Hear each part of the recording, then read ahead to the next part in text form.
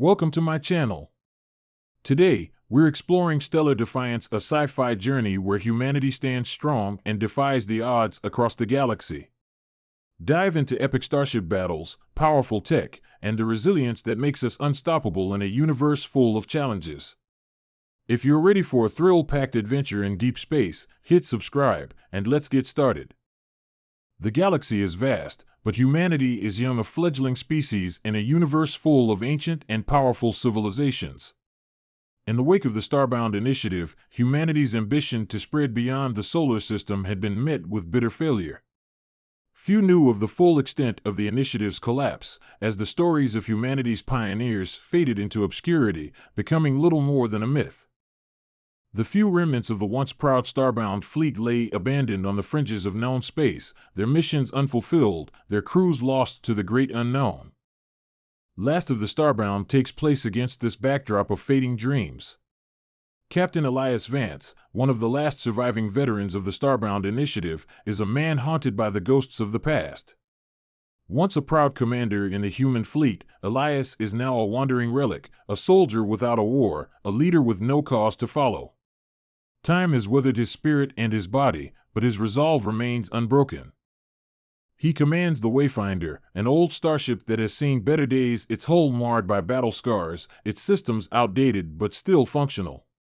It is not the ship he once envisioned leading, nor the life he had hoped to live. Yet, for Elias, it is home, a vessel that carries the last remnant of humanity's failed dream. The Starbound initiative had been humanity's grandest effort to establish a lasting presence among the stars. It began with great hope, a series of expeditions designed to claim distant worlds and connect them to the burgeoning human empire. A collective of scientists, engineers, soldiers, and explorers were dispatched to the farthest reaches of space in an effort to chart the unknown and build the foundation of a thriving human civilization across the galaxy. However, as the missions unfolded, disaster after disaster struck. Colonies were lost, ships were destroyed, and countless lives were claimed by the harsh realities of deep space. The greater galactic community, made up of older, wiser species, had not been as welcoming as humanity had hoped. Instead of forging alliances, the humans found themselves tangled in conflicts they were ill prepared for, with ancient alien races seeing them as little more than interlopers in a galaxy that had long since established its own order.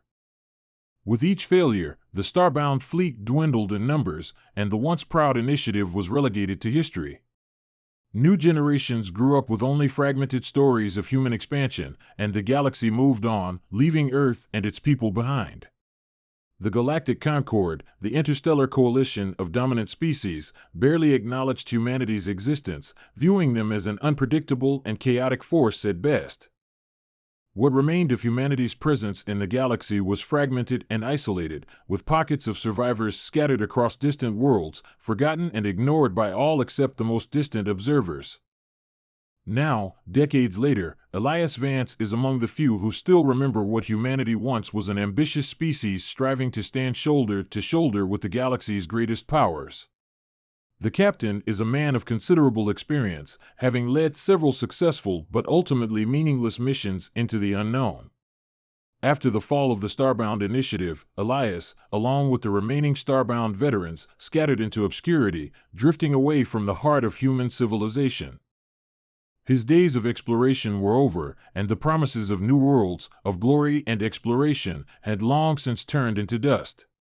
The Wayfinder, however, still carries on, taking on odd jobs, mercenary work, and exploratory missions where they can find them, though none of them hold the same weight as those early days. The ship's crew reflects the same fragmentation. They are a mix of old and young grizzled veterans who served alongside Elias in the early years of the Starbound initiative, and young recruits, who have only heard the tales of humanity's grand ambition and the stories of their elders. For most of the crew, the galaxy is a place of danger, of survival, not of expansion. To them, the concept of reclaiming humanity's place in the galaxy is a distant fantasy, a relic of a time long past.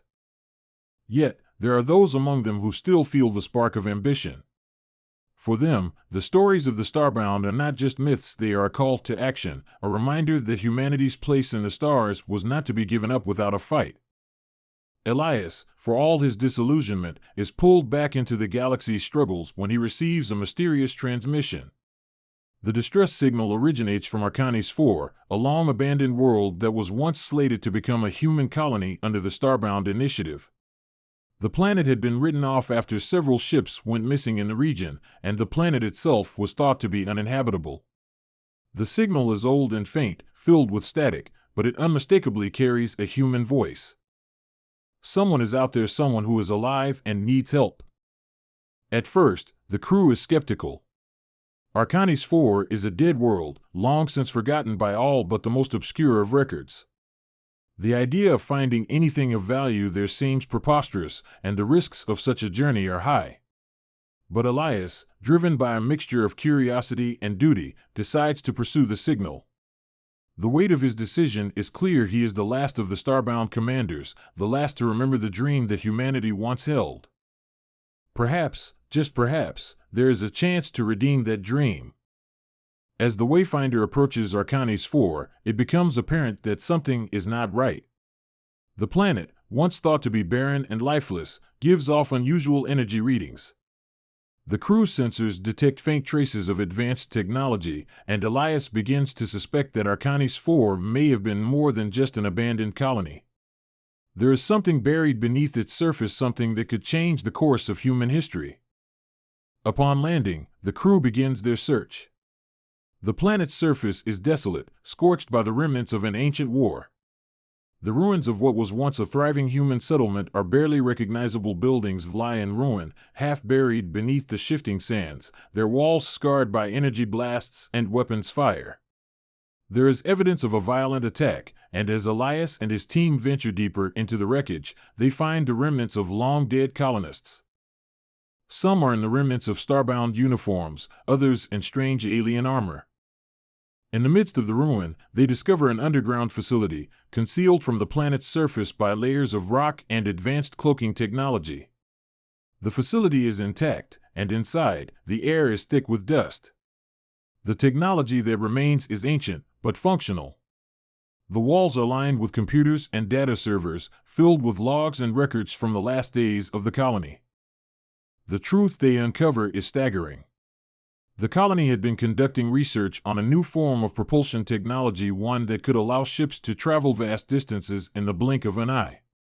If completed, this technology could change the balance of power in the galaxy, making humanity's fledgling forces a serious threat to the older, more established civilizations.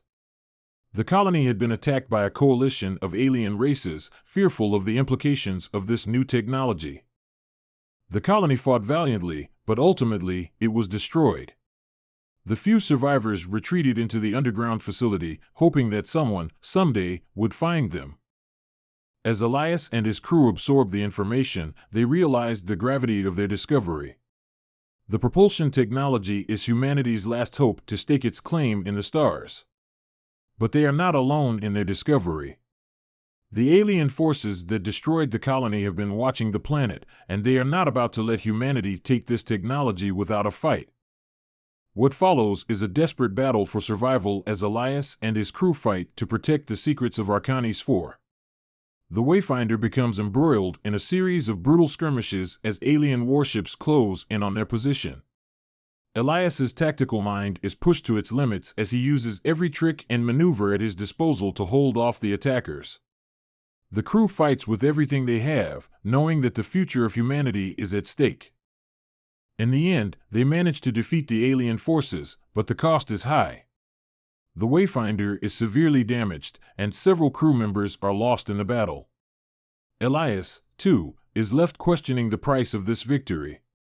The technology they've uncovered could change everything, but at what cost? Humanity has proven itself capable of great ambition, but also of great destruction. The propulsion technology could be the key to humanity's future, but it could also be the spark that ignites a galaxy-wide war. As Elias makes the difficult decision to broadcast the blueprints for the propulsion technology to all human colonies, he calls for unity. In a message filled with the weight of years of failure, he urges humanity to reclaim its place among the stars not through war or conquest, but through exploration and cooperation. The future of humanity, he believes, lies not in dominating the galaxy, but in finding a way to coexist with the other species that inhabit it. The story ends with Elias and his crew setting course for the unknown once again, the promise of a new beginning hanging in the air. The last of the Starbound may have found its place in the galaxy, but the road ahead remains uncertain. The struggle for humanity's future is just beginning, and Elias knows that it will take all their strength to chart a course through the dangers of the stars. Yet, for the first time in years, there is a glimmer of hope, a belief that humanity's place in the cosmos is still within reach.